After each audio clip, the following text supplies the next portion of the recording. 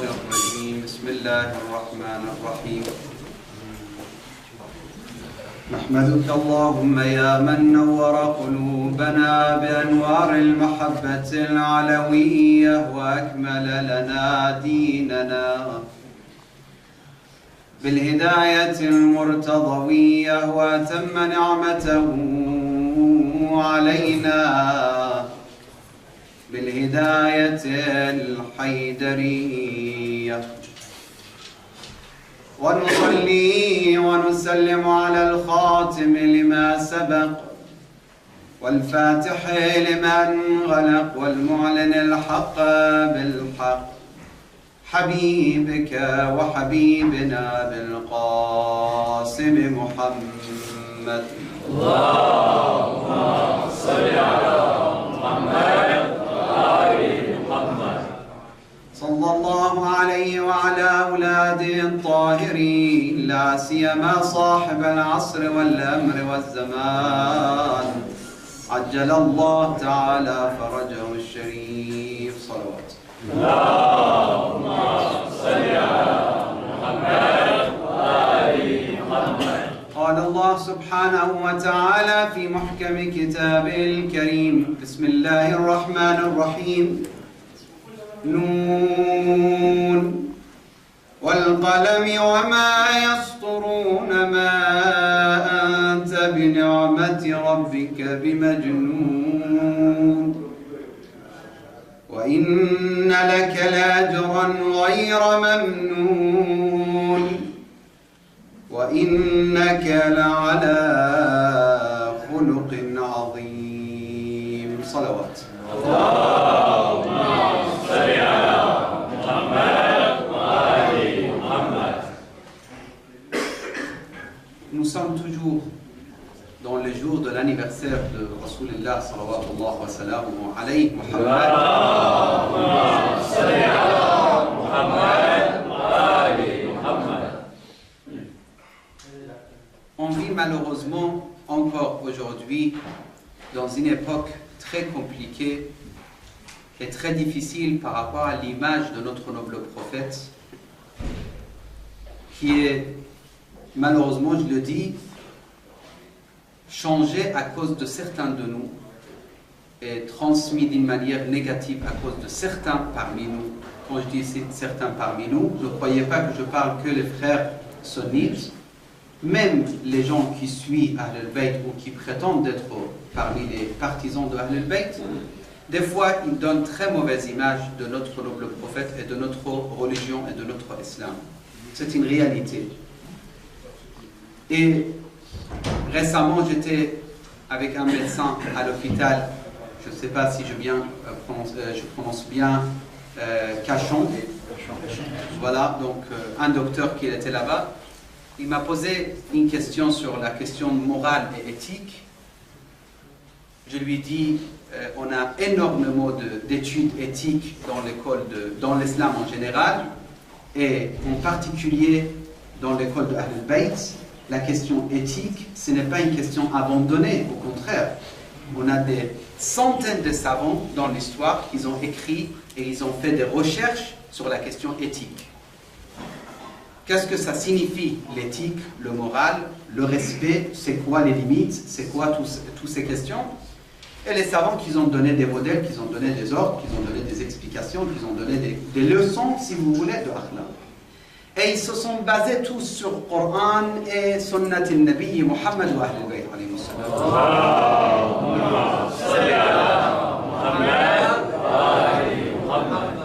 Ce médecin, avec beaucoup de respect pour lui, j'ai beaucoup de respect pour lui, il m'a posé une question. Il m'a dit, si tu fais des recherches, j'aimerais bien que tu me réponds à cette question, juste cette question. Si vraiment ces gens-là que tu parles, les gens qui suivent Ahl al-Bayt alayhi salam, ils ont justement ce genre de sources extraordinaires, enrichissants, purs, parfaits, etc., ce que vous mentionnez, pourquoi au niveau de pratique, on ne retrouve pas exactement ce que tu racontes chez ces peuples-là? Bien sûr, ça vous avez entendu parler peut-être 100 fois, c'est vrai, que si vous croyez à Ahl al-Bayt, Pourquoi vous ne le faites pas? Moi, je lui ai dit, la réponse chez l'imam, alayhi salam, c'est pas moi qui dois répondre. L'imam, alayhi salam, si je ne me trompe pas, l'imam Sadiq, alayhi salam, ou des autres imams, il parle d'un hadith qui se répète chez les imams, alayhi salam, le contenu. Le contenu dit, Kunu lana zayna. Ou Kunu zaynan lana. Ça change le hadith, comment ça se prononce, mais le contenu, c'est la même chose. Yani, Akhil Karim, aujourd'hui, frère, toi, tu dois être la cause de quoi? Ou l'image de quoi exactement? Pour embellir l'école d'Ahmed. Kunu lana zayna. Ou kunu zaynan lana. Wa la takunu shaynan alayna. Ne détruisez pas l'image de Ahl-Bayt alayhi salam. Et ça, il y a beaucoup de choses à dire. Mais je ne peux pas, ni moi j'ai le savoir, pour dire tous les détails. Et de développer tous les détails mentionnés par Ahl-Bayt par rapport à cette question, ni le temps nous permet. Mais Kunu lana zayna, qu'est-ce que ça signifie? Ça veut dire les gens autour de l'imam, à l'époque, ils n'étaient pas à la hauteur. Parce que quand vous donnez un ordre, une ordre, vous donnez à quelqu'un une ordre, vous dites fais ça. C'est parce qu'il ne fait pas. Ou il a oublié de le faire. Normalement, ça c'est le sens superficiel des phrases. Quand tu dis à quelqu'un, s'il te plaît, aide-moi, ça veut dire ou bien il ne sait pas qu'il doit t'aider, donc il ne t'a pas aidé, ou bien il ne veut pas t'aider, donc il doit t'aider. Ou bien dhikra ou tadkir, ça veut dire rappel, ou bien parce qu'à la base il est ignorant, ou il ne veut pas le faire. Donc tu l'encourages, tu lui expliques, etc. Donc les gens autour de Ahl-Bayt, s'ils étaient vraiment tous des modèles, on n'avait pas de problème aujourd'hui. C'est pour ça, un des ulama de Najaf al-Ashraf, il a dit une phrase, j'ai beaucoup apprécié récemment, j'ai écouté cette phrase de lui. C'est un très grand savant à Najaf, un enseignant de fiqh également. Il a dit, j'ai appris d'une personne qui s'appelle Yunus ibn Abdurrahman, parmi les compagnons de Ahl-Bayt, j'ai appris des choses de cette personne. Après, ils ont dit, qu'est-ce que tu as appris? Ça, c'est une question éthique. Qu'est-ce que tu as appris de Yunus? Il y a Cheikh, il a dit, j'ai appris une chose. Yunus, il était là, les partisans de Ahl-Bayt, ils étaient là. Un des partisans, il a dit, oh Yunus, il parle beaucoup derrière toi. Il y a des gens qui parlent derrière toi. Ils font la médisance. Cheikh Fulan, Arafat, tu sais le Cheikh Fulan, ou Sayyid Fulan, tel Sayyid, Hajj Fulan.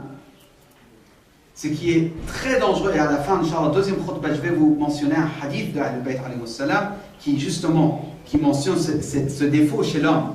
Quand il parle comme ça de toi, qu'est-ce que tu penses? Il y a Yunus ibn Abdurrahman. Yunus, il a dit, écoutez, celui qui a l'amour de Ali ibn Abi Talib, salawatullah wa salamuhu alayhi.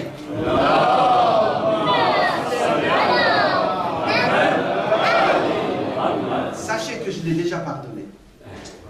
Même s'il parle derrière moi. S'il a vraiment lahu nasibun min wilayati Amir al-Mu'minin, ça veut dire il a quelque chose de wilayat Ali ibn Abi Talib, salamullah alayhi, je l'ai pardonné déjà. Et si autrement, il ne dit rien. Ça veut dire autrement, est-ce que je pardonne pas, ça c'est autre chose. Mais celui qui a le wilaya, je le pardonne. Et qu'est-ce que ça signifie cette pardon? À quoi ça sert? C'est le fait qu'il va recevoir shafa'at Amir al-Mu'minin au jour du jugement. Parce qu'il va dire, Ya Amir al-Mu'minin, le jour que tu m'as mis dans Allah subhanahu wa ta'ala, il m'a pris mon âme. Je suis mort, j'ai quitté ce bas monde.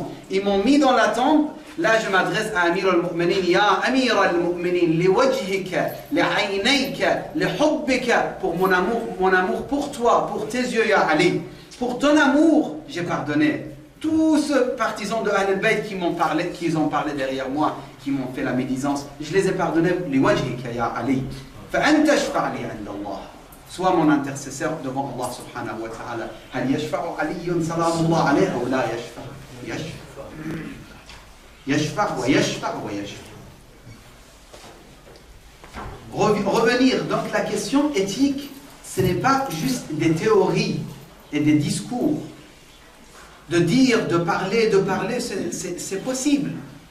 Mais personnellement, si je peux lire maintenant dans cette dans son moyen, ou iPad, ou application, ou je ne sais pas comment vous l'appelez, n'importe quel jihaz, quel outil, vous pouvez mettre des centaines, même des milliers, même des dizaines de milliers de livres. Aujourd'hui, on est vraiment très responsable, vraiment responsable. Avant, les gens, ils faisaient voyage de 2 mois pour arriver en Inde, pour voir un kitab, un livre de qui?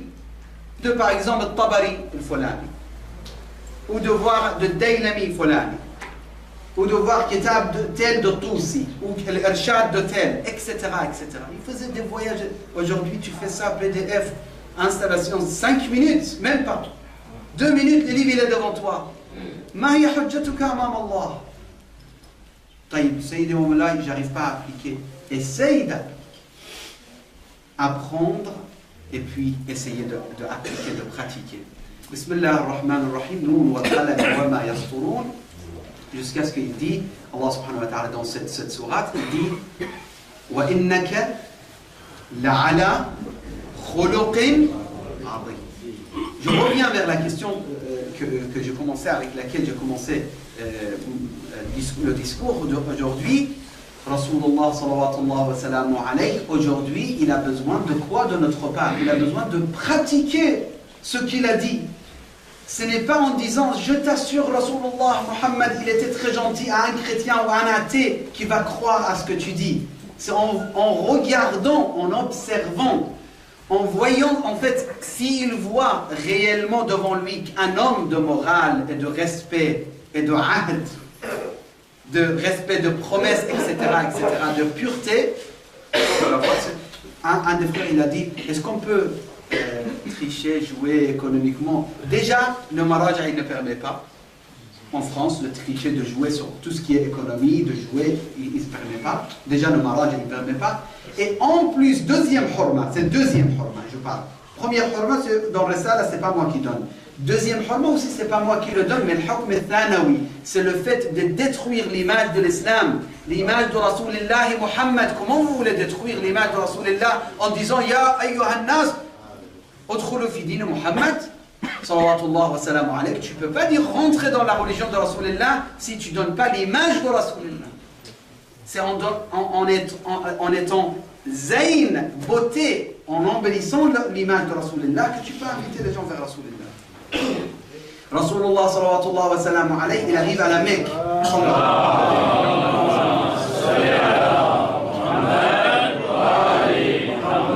Est-ce qu'il a fait des discours philosophiques à côté de Kaaba? Est-ce qu'il a donné des arguments de la logique aristotélien ou je ne sais pas, ou Socrate ou Aflatoun? Ata mantiq, lam yut. La mantiq ou la falsafa, ni philosophie, ni logique, ni des arguments basés sur notre intellect. Non, il a donné quelques exemples de akhlaq.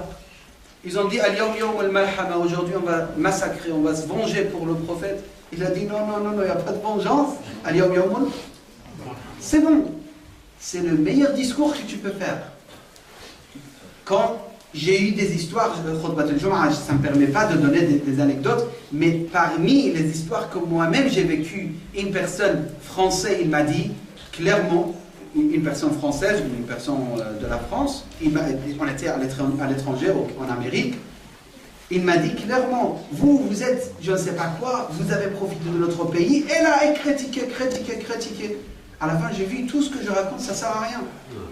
On a eu l'occasion de leur donner un petit peu de kubba. Kubba, les Irakiens, ils savent qu'est-ce que ça signifie kubba. C'est de nourriture. Et quand ils ont mangé ça, après ça, avant qu'ils mangent ça, ils ont dit, on va discuter encore. Je dis, non, il n'y a pas de discussion. Si vous voulez manger, je vous donne quelque chose de très bon. L'avion est en panne et on doit attendre 4 heures à l'aéroport. Donc profitez, mangez de ce que j'ai ramené.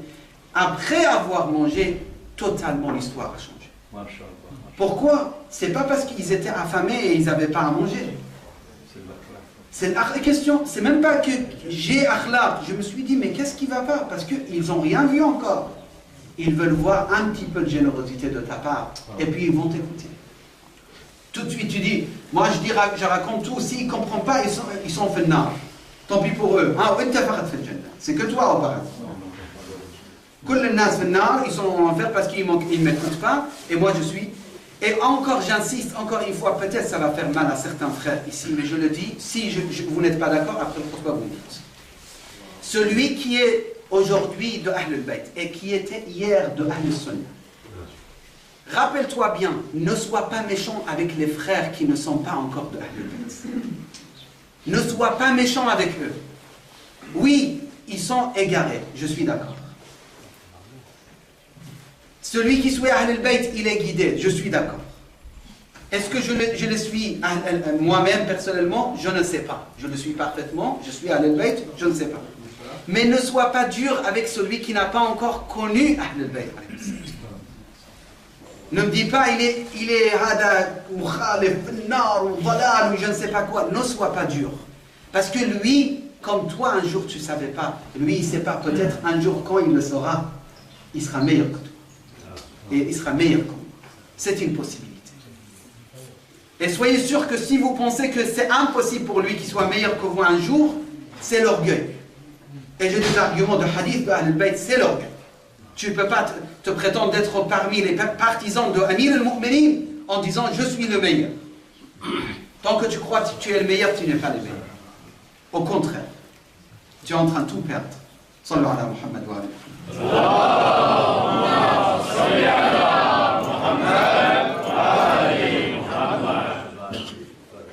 juste avec un hadith, je termine première khutbah. عن الحسين بن علي صلوات الله وسلامه اللهم صل على محمد وآل محمد. Il a demandé à son père Amir al-Mu'minin sallallahu alayhi wa sallam, il a dit comment il était Rasulullah sallallahu alayhi wa sallam. Explique-moi ya Amir al-Mu'minin, comment il était. Donc celui qui pose la question c'est Sayyid al-Shabab et celui qui répond c'est Amir. Et il explique le comportement de Rasulullah et Muhammad.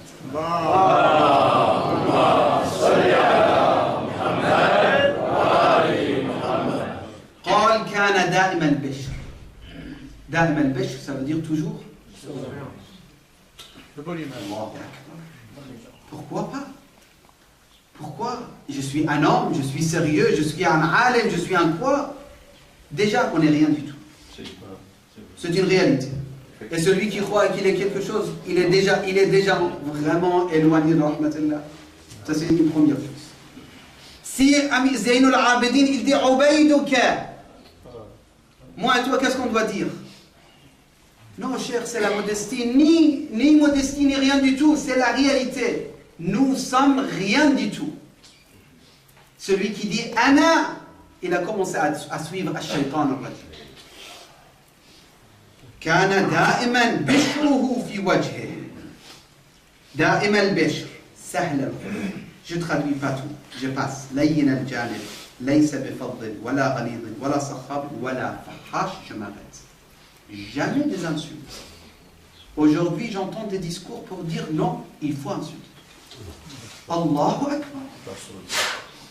Et il sort les versets du Coran al-Karim, il dit, voilà, Allah il est en train d'insulter, moi je n'insulte pas.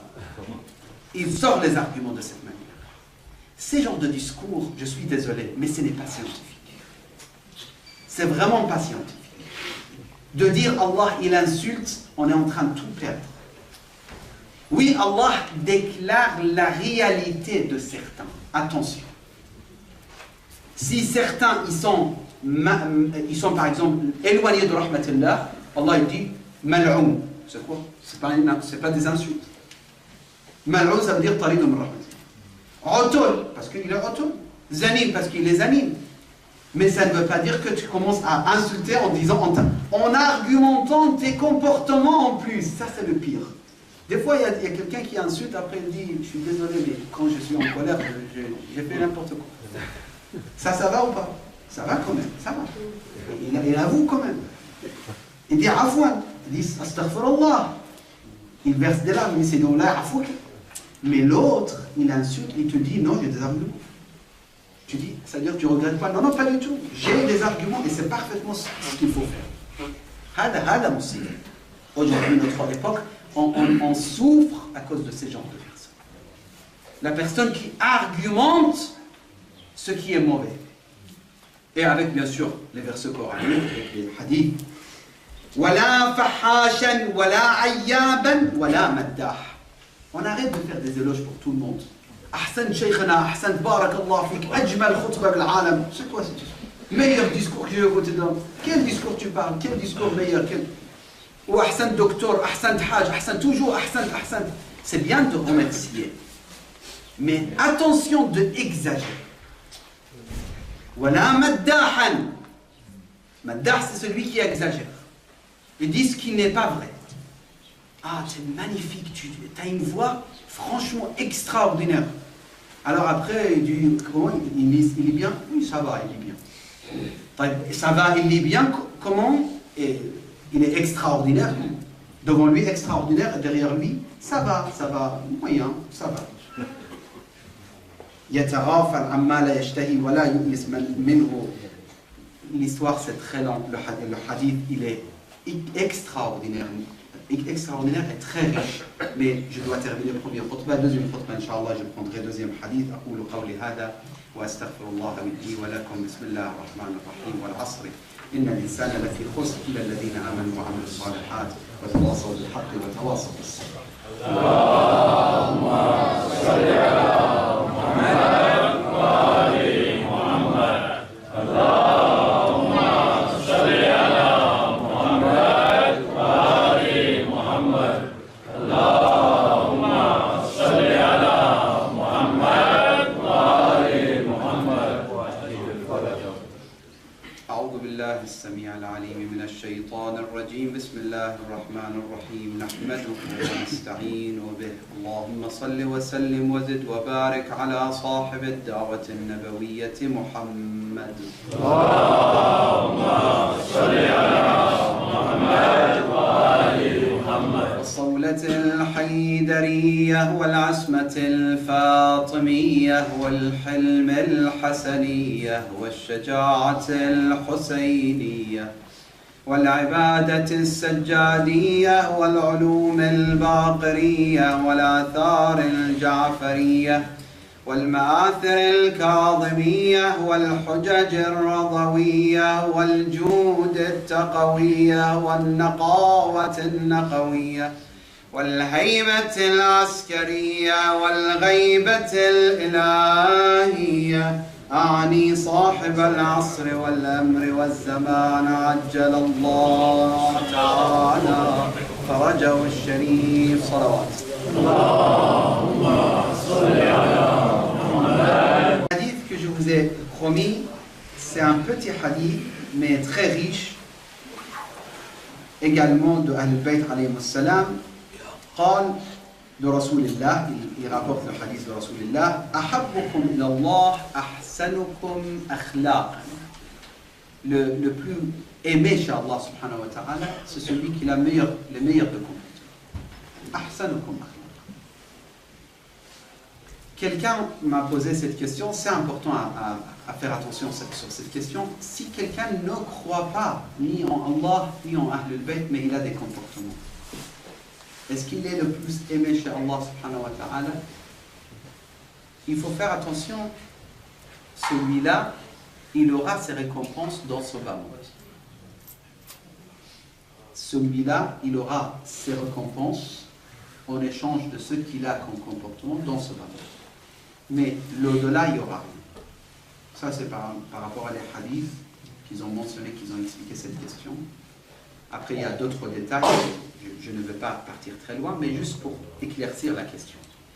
Mais la question, c'est là, c'est que celui qui croit et qu'il a l'akhlaq, il est ahabbul nas ila Allah.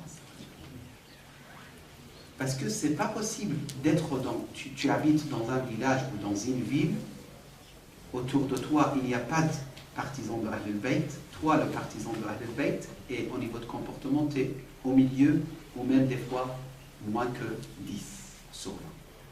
C'est pas possible.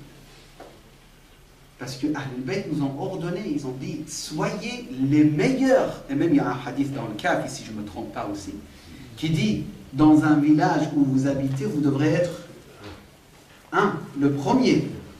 C'est ça, un mu'min, un vrai mu'min. Dans un village, le premier. quartier, village, je ne sais pas, vous habitez à Drancy, vous habitez à La Courneuve, vous habitez quelque part dans un bâtiment cité, vous devrez être le meilleur dans cet endroit. Comment être le meilleur, je ne sais pas. Ça c'est à vous en vérité, on sait, chacun sait. On sait quand est-ce que il faut faire ça, quand est-ce qu'il faut faire autrement. Ahabbukum ila Allah, c'est deux lignes, le hadith, et je termine, Inch'Allah, concentrez-vous. Ahabbukum ila Allah, ahsanukum akhlaqa. Ça, c'est la première partie. Qu'est-ce qu'il a comme qualité, celui qui a ahsan al-akhlaq, les meilleurs de comportement? Il y a quelques qualités, je passe. Alladhina ya'lafuna wa yu'allifun ou yu'lafun. Maintenant, celui qui l'a écrit Tashih, celui qui l'a fait, comment dire, cet ouvrage, ça veut dire celui qui l'a corrigé, il a mis shadda, mais ça peut se lire sans shadda, ça peut se lire avec shadda. Ça veut dire, je traduis, ya'lafun, ça veut dire, qu'est-ce que ça veut dire? Ça veut dire qu'il comprend la situation et il se met d'accord avec la situation. Et il fait avec la situation. Au pèlerinage, il n'y a pas le repas indien qui aime, c'est pas grave, je mange irakien. Je ne veux pas poser des problèmes pour ça. Il n'y a pas de repos comme il faut, c'est pas grave, je fais avec.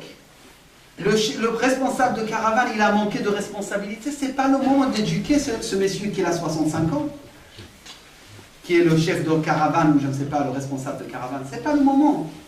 Je ne vais pas perdre mon pèlerinage pour éduquer quelqu'un qui ne... Je ne peux pas l'éduquer en plus. Je ne peux pas lui dire, c'est pas le moment. Donc, ya'lafoun. Oui. S'adapte. Il s'adapte.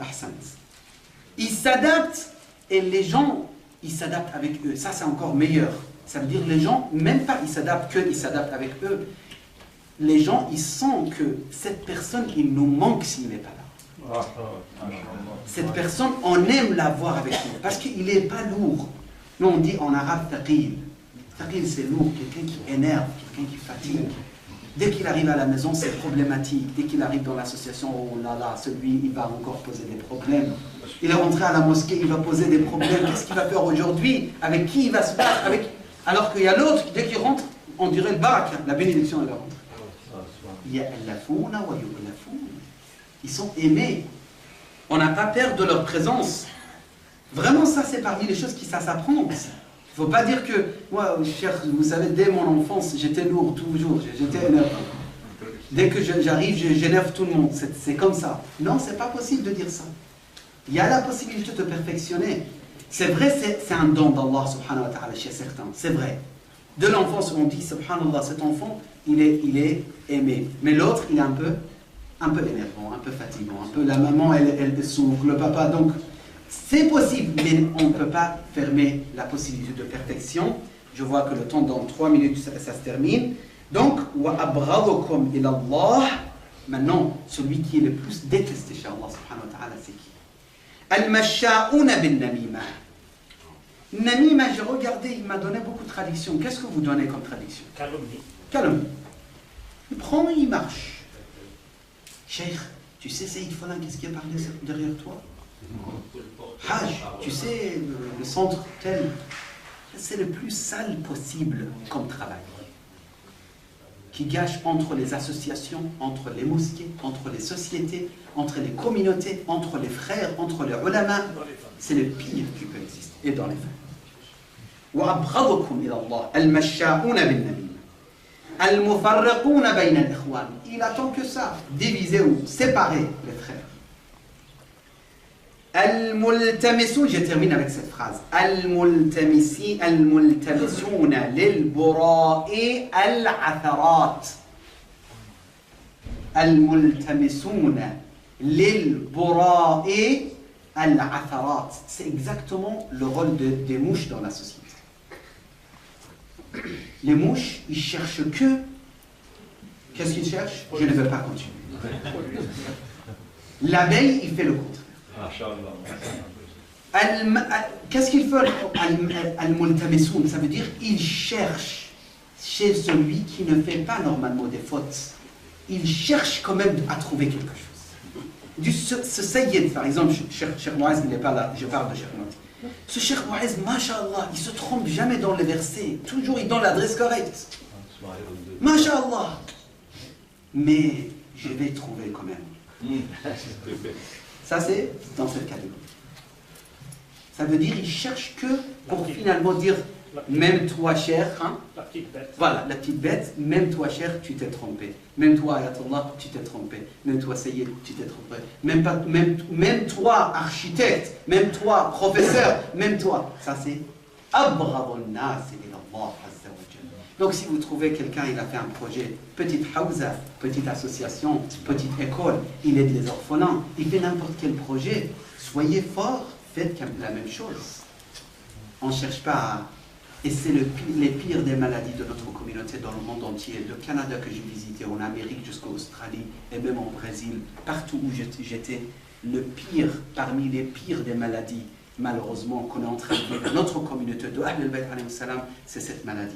On cherche justement à trouver les tararat, les problèmes, comme il a dit Dr. Repti, chez les autres. أقول قولي هذا أسأل الله بحق محمد وآل محمد أن يوفقنا لنحسن أخلاقنا كالله سبحانه وتعالى نفسليت بحق نبيه الكريم de nous aider à observer notre comportement, à changer notre comportement pour qu'on puisse se perfectionner au niveau de l'akhlaq.